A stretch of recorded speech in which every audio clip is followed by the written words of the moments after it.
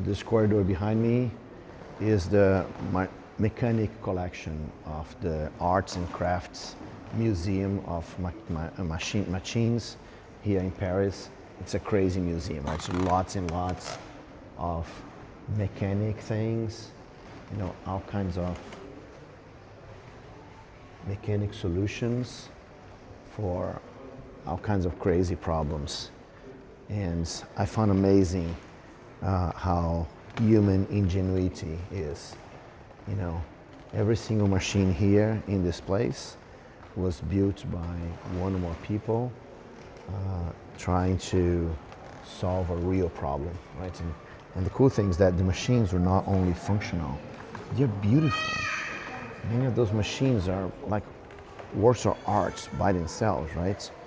And so it's kind of crazy how every single one of those very intricate, some things that sound simple, like carriage, for example, something extremely complicated. Look at the size of this here, right? That's like a factory, it's a miniature, of course, right, of a factory. And, it's everything here. There's someone that had a problem in the real world, and they have to find a solution for that problem. And every time I see this, every time I see those things going on, I think about, if you think that a computer disconnected from the real world, disconnected from the problems, disconnected from what's going on, if you think that computer, that the only thing he knows is how to do statistics on language, if that computer will be able to build things like this, I don't know, I can tell you. I don't know what I can tell you. So I think that we have to be realistic.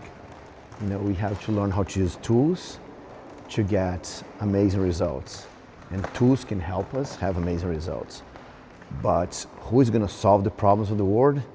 It's you, right? So until you realize and you accept the fact that someone has to see the problems, understand what's going on, and propose solutions, then it's very hard to go somewhere, right? Look at this. Look at this. I don't know what it is, an airplane? Like a bat. It's a bat plane. That's a real Batman plane. Amazing, guys. Real people solving real problems in the real world. That's what has always solved problems, and that's what always will solve problems. We're not going to outsource problem solving to a mathematical statistical machine. It's not how things work. Okay? So that's Bruno Souza for Code for Life, and follow for more. Bye.